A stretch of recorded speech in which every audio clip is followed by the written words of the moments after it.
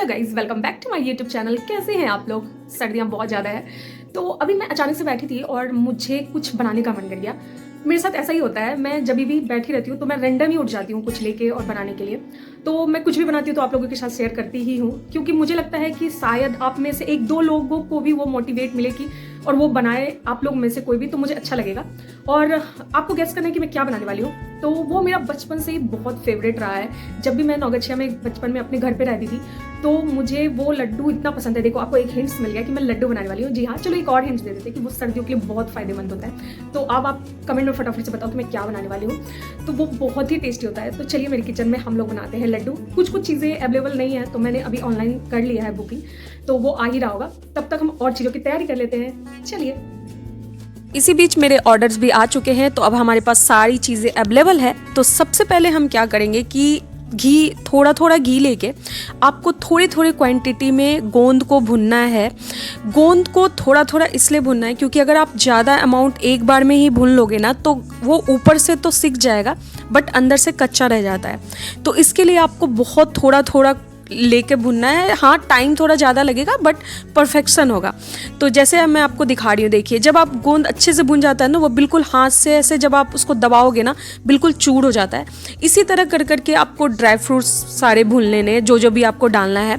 और dry fruits आप अपने अकॉर्डिंग ज़्यादा कम कर सकते हैं। आपको ज़्यादा खाना पसंद है तो ज़्यादा डाल लीजिए, कम पसंद है तो कम डाल लीजिए।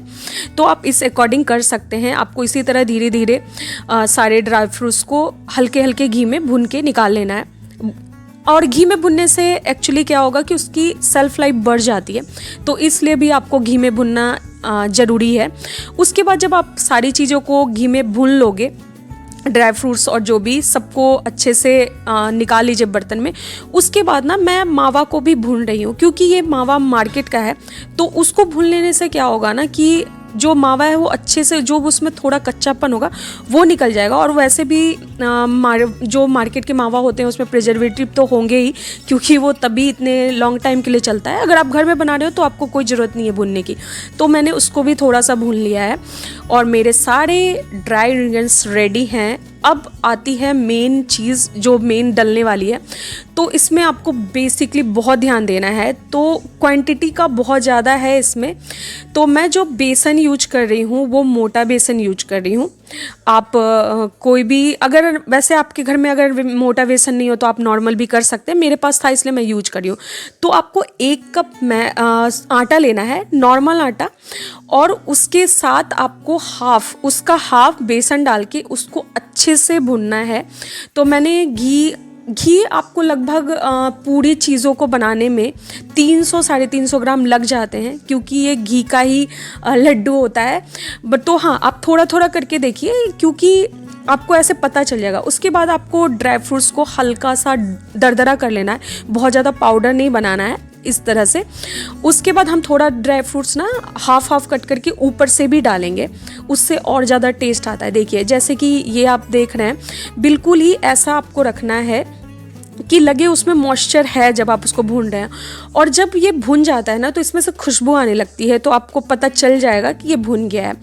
क्योंकि अब गोंद थोड़े ज़्यादा ऐसे बड़े बड़े हैं तो उसको थोड़ा सा हमें दबा दबा के, हाथ से भी हो जाता है बट आप किसी बर्तन को ऐसे पीछे से, जैसे मैं कर रही थी वैसे कर सकते हैं।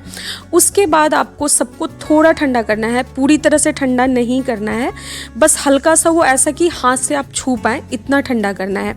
उसके बाद जी हाँ, मैं चीनी यूज़ नहीं कर रही हूँ और आपको भी चीनी बिल्कुल यूज नहीं करना है, क्योंकि अगर आप चीनी यूज करेंगे ना तो इसका टेस्ट वैसा नहीं आएगा जैसा मेरे लड्डू का आया था। तो आपको देसी खांड यूज करना है। आपको ईजिली कहीं पे भी ऑनलाइन और ऑफलाइन कहीं भी मिल जाएगा, तो आप देसी खांड ही यूज करना। और देसी खांड भी आपको उतना ही लेना है जितना आपने मावा लिया था। जैसे कि बेसन हमने हाफ कप लिया था तो हाफ ले लो, बाकी आप अपने टेस्ट के अकॉर्डिंग, अगर आपको ज़्यादा चीनी खाने का है, मतलब ज़्यादा आपको मीठा पसंद है, तो थोड़ा आप ऊपर नीचे कर सकते हैं। उसके बाद सबको अच्छे से मिला देना। और इसमें मैंने इलायची पाउडर दिया है। मेरे पास इलायची पिसा हुआ नहीं था, इसलिए मैंने अब घर के लिए भी थोड़ा ज़्यादा ही पीस लिया है, क्योंकि मैं पीस के रख देती हूँ तो वो इजी हो जाता है। उसके बाद देखिए कितनी इजीली ये बन रहा है, इतना टेस्टी लड्डू है। ट्रस्ट मी, आप एक बार ही बनाओगे ना, आप मुझे थैंक यू करने के लिए दोबारा आओगे।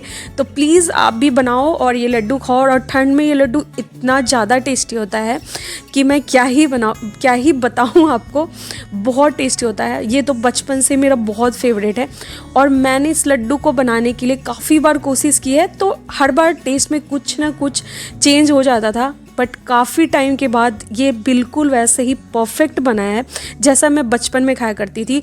और आप इसको स्टोर करके, क्योंकि अभी ठंडी का सीजन है, तो आप इसको बाहर भी ईजिली 15-20 दिन रख सकते हो। तो ऐसे मैं इसको कंटेनर में भर के रख रही हूँ। कैसा लगा आपको गाइस? तो प्लीज़ कमेंट करना और चैनल को सब्सक्राइब